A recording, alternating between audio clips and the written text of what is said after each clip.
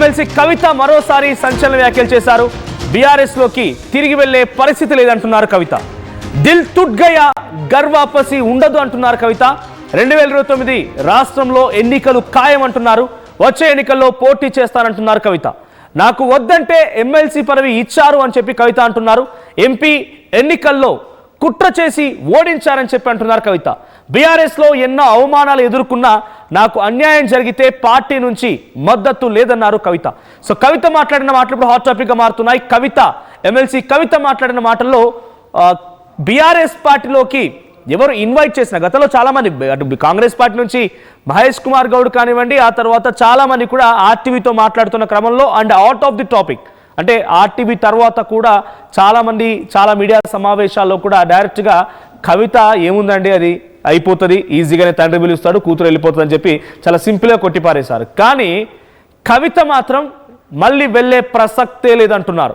దిల్ టుట్ గయా, ఏకంగా మనసు విరిగిపోయింది, ఘర్ వాపసి ఉండదు, వెనక్కి వెళ్ళడం ఉండదు, 2029లో రాష్ట్రంలో ఎన్నికలు ఖాయమంటూనే వచ్చే ఎన్నికల్లో పోటీ చేస్తానంటున్నారు కవిత.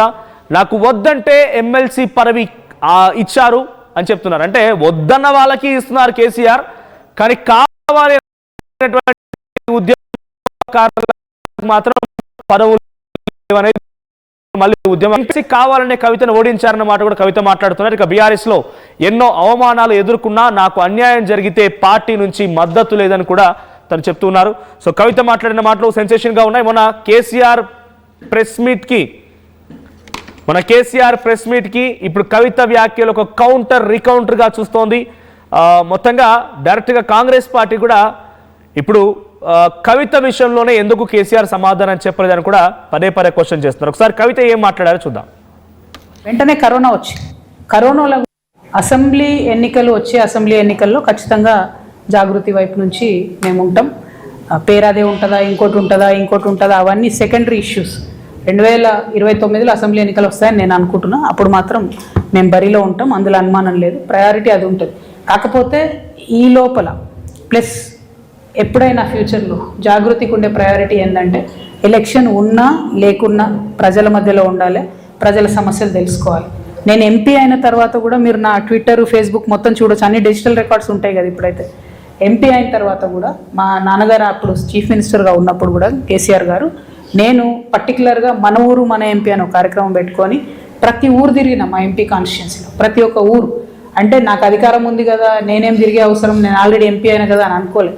ఎప్పుడైనా నేను ప్రజల మధ్యలో తర్వాత నన్ను మా పార్టీయే కుట్ర చేసి ఎంపీగా ఓడించిన తర్వాత కూడా వెంటనే కరోనాలో కూడా నేను అవుట్రైట్గా పనిచేసిన, ప్రజల కోసమే పనిచేసిన, వేలాది మందికి పనిచేసిన, ఎక్కడెక్కడో రాష్ట్రాలలో ఇరుక్కున్న వాళ్ళందరినీ కూడా తీసుకొని వచ్చి ఆ తర్వాత వద్దంటే ఎమ్మెల్సీ ఇచ్చారు. నేను ఎంపీ అడిగిన ఎమ్మెల్సీ ఇచ్చారు. అయినప్పటికీ ప్రజల మధ్యలోనే ఉన్నా. ఇప్పుడు నాకేమీ లేదు, నాకు బీఆర్ఎస్ పార్టీ అండలేదు, బీఆర్ఎస్ పార్టీ సస్పెండ్ చేసింది, అయినా నేను ప్రజల్లోనే ఉన్నా. మీ అందరికి బోర్ కొడుతుంది, నేను కంటిన్యూస్గా ఉంటూనే ఉంటా ప్రజల్లో, గద్వాలు వస్తూనే ఉంటా, మాట్లాడుతూనే ఉంటా. బికాస్ పొలిటీషియన్స్ అంటే ప్రజల మధ్యలో ఉండాలని నేను బలంగా నమ్ముతా. కాబట్టి అదే విధంగా పనిచేసుకుంటూ వెళ్తున్నా. మీరు అన్నట్టు ప్రజల ఆదరణ బాగా వస్తున్నది. వచ్చి సమస్యలు చెప్తున్నారు, మా అక్క మీరు ఇక్కడ రండి అక్కడ రండి అని సమస్యలు చెప్తా ఉన్నారు. కాబట్టి ఆ సమస్యల పరిష్కారానికి కూడా మేము కృషి చేస్తాం. कोई उम्मीद नहीं साहब, जरा दिल टूट गया सब, दिल तोड़ दिए, नहीं तो फिर भी चांस था, लेकिन बिल्कुल अभी तो कुछ नहीं है. వద్దన్న ఎమ్మెల్సీ ఇచ్చారు, ఎంపీ అయిన తర్వాత కూడా నేను ఏం చేయాలో నా నియోజకవర్గ పరిధిలో నా పార్లమెంట్ పరిధిలో అన్ని రకాలుగా నేను చేస్తూనే వచ్చా. మన ఊరు మన ఎంపీ పేరిట నేను ప్రతి గ్రామాన్ని కూడా తిరిగాను. నాకు వద్దన్న ఎమ్మెల్సీ ఇచ్చారు, ఆ తర్వాత ఎంపీగా ఓడగొట్టారు, అంతకంటే మునిపే కుట్రలు చేసి ఓడగొట్టారని చెప్పి కవిత అంటున్నారు. సో మన కేసీఆర్ మీడియా సమావేశం అయిందో లేదో కాంగ్రెస్ పార్టీ నాయకులు అంతా బాగానే ఉంది, కానీ కవిత గురించి ఎందుకో మాట్లాడలేదు, కవిత చేసినటువంటి అవినీతి ఆరోపణల గురించి ఎందుకో మాట్లాడలేదని చెప్పి కేసీఆర్ని కౌంటర్ చేస్తూ వాళ్ళు మాట్లాడిన ఆ సందర్భంలో మళ్ళీ కవిత వ్యాఖ్యలు ఇప్పుడు హాట్ టాపిక్గా మారుతున్నాయి. సో నేను నాపై కుట్రలు చేశారని, నేను బీఆర్ఎస్ పార్టీలోకి మళ్ళీ వెళ్ళే అవకాశం లేదని, సో దిల్ టుట్ గయా అని, ఘర్ వాపస్ నహీ హే అని ఇటువంటి వ్యాఖ్యలు చేస్తూ కవిత ఇప్పుడు మళ్ళీ హాట్ టాపిక్గా మారని ప్రతినిధి మధు ఉన్నారు. మధు, సో డైరెక్ట్గా కవిత మాట్లాడుతున్నటువంటి మాటలు ఎలా చూడాలి? సో కవిత డైరెక్ట్గా ఇప్పుడు కేసీఆర్ ప్రెస్ మీట్కి కౌంటర్ ఇచ్చింది అనుకోవాలా ఈ రూపంలో? మాట్లాడుతున్న సందర్భంలో ఈ ఘటన చోటు చేసుకుంది. బీఆర్ఎస్ లోకి తిరిగి వెళ్లే పరిస్థితి లేదనేటువంటి చాలా క్లారిటీగా చెప్పారు.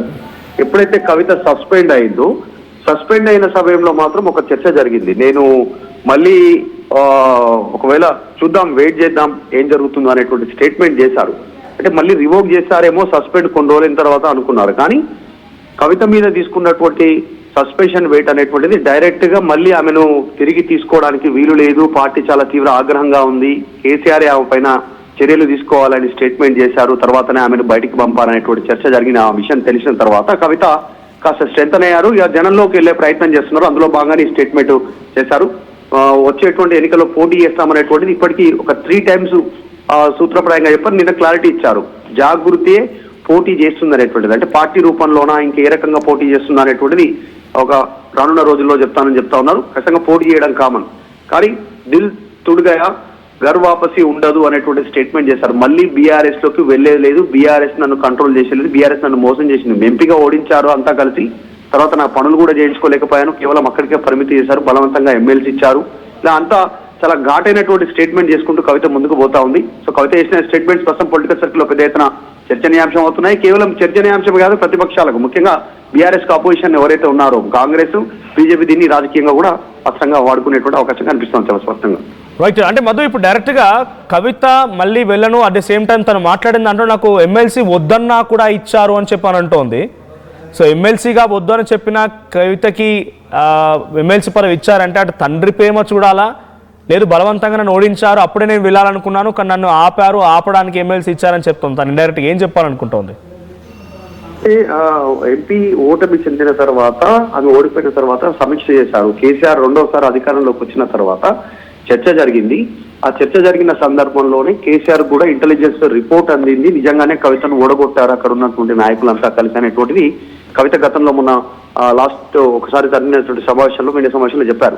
కేసీఆర్ కు మీడియా సమావేశం తెలిసిన తర్వాతనే మీడియా సమావేశంలో చెప్తూ నాకు ఎమ్మెల్సీ ఇచ్చారు, వద్దని చెప్పాను, బలవంతంగా ఎమ్మెల్సీ ఇచ్చారు, మీకు ఎక్కడైతే ప్రజాదరణ ఉండొద్దు అని మీద కుట్ర జరిగిందో అదే ఉమ్మడి నిజామాబాద్ జిల్లాలో, అదే పార్లమెంట్ రీజియన్ లో నువ్వు ప్రోటోకాల్ తో తిరగాలి అనేటువంటిది బలవంతంగా నాకు ఎమ్మెల్సీ ఇచ్చారు అనేటువంటిది కవిత చాలా క్లారిటీగా మీడియా సమావేశంలో చెప్పారు. సో ఇప్పుడు జరుగుతున్నటువంటి పరిస్థితుల్లో ఆమె ఇవన్నీ పరిణామాలు గమనించిన తర్వాత ఆమె చేసిన ఆరోపణలు కానీ, హరీష్ రావు కానీ, కేటీఆర్ కానీ, సంతోష్ రావు కానీ, ప్రశాంత్ రెడ్డి, జగదీశ్వర్ రెడ్డి, తర్వాత వీళ్ళందరిపైన చేస్తున్నటువంటి ఆరోపణల విషయంలో ఆమె తిరిగి వెళ్ళేటువంటి పరిస్థితి అయితే కనిపించట్లేదు బీఆర్ఎస్ లోకి. ఆమె సొంతంగానే ఎన్నికల్లో పోటీ చేసే సిచ్యువేషన్ ఉంది. అందులో భాగంగా ఆమె దిల్ తుడ్గా అనేటువంటి స్టేట్మెంట్ చేసినట్టుగా ఆమె స్పష్టంగా కనిపిస్తాం. రైట్. అంటే తనను బలవంతంగా పదవి కట్టబెట్టారు, ఓడగొట్టారు అంటున్నారు. తన తండ్రే ముఖ్యమంత్రి, ఆయనే మళ్ళీ ఎమ్మెల్సీగా ఎక్కడైతే కోల్పోయావో అక్కడే అవకాశం తీసుకోమని ఎమ్మెల్సీగా ఇచ్చారు. కానీ ఓడగొట్టిన వారిపైన యాక్షన్ తీసుకున్నారా? తన ఎక్కడ రివీల్ చేస్తున్నారా? అంటే వాళ్ళనేమో దగ్గరగా తీసుకొని అంత ప్రేమ గల్ల కూతురు ఎందుకు పక్కన పెట్టారనే విషయం పైన తన ఎక్కడ రియాక్ట్ అవుతున్నారా? ఎగ్జాక్ట్లీ దానికి కూడా క్లారిటీ ఇస్తున్నారు. నేను లిక్కర్ కేసులో జైలుకి ఈడీ అదుపులోకి తీసుకునే సందర్భంలో వ్యవహరించినటువంటి తీరు పైన కూడా ఆమె మాట్లాడారు. నేను జైలుకి వెళ్ళాను, బయటకు వచ్చేటువంటి సందర్భంలో కూడా ఎవరు హ్యాపీగా లేరు, ఇంకా ఎక్కువ ఉంటే బాగుండు, ఇంకా ఎక్కువ రోజులు ఎక్కువ లోపలే ఉంటే బాగుండు అనేటువంటి రీతిలో వీళ్ళు వ్యవహార శైలి ఉంది. ఇంత చేసినా కూడా ఒక ఆడబిడ్డ మీద మీకు కసి తీరట్లేదా, ఇంకా సాటిస్ఫై అవ్వట్లేదా, నేను జైలుకి వచ్చినా కూడా శిక్ష నాకు సరిపోదనుకుంటున్నారా అనేటువంటి స్టేట్మెంట్ చేశారు. కవిత మాత్రం పూర్తిగా పార్టీని విభేదిస్తూ పోతా ఉన్నారు. 2014 నుంచి 2023 వరకు జరిగినటువంటి అవినీతి అక్రమాల పైన ఆమె డైరెక్ట్ గా ఓపెన్ గా మాట్లాడుతున్నారు. ఏ కాన్స్టిట్యున్సీ, ఏ నియోజకవర్గానికి వెళ్తే అక్కడ ఉన్నటువంటి మాజీ మంత్రులు కావచ్చు, మాజీ బీఆర్ఎస్ పార్టీ శాసనసభ్యులు కావచ్చు, ఇప్పుడు ఉన్నటువంటి శాసనసభ్యులు కావచ్చు, వాళ్ళపైన ఎదురుదాడి చేసుకుంటూ ముందుకు పోతుంది కవిత. అందులో భాగంగానే ఈ స్టేట్మెంట్ చేసినట్టుగా చూడాలి. సో కవిత అయితే తిరిగి బీఆర్ఎస్ కు వెళ్ళదు, 2029లో పోటీ చేస్తాను దిల్ తోడుగా అనేటువంటి స్టేట్మెంట్ పెద్ద ఎత్తున చర్చాంశం అవుతుంది పార్టీలో.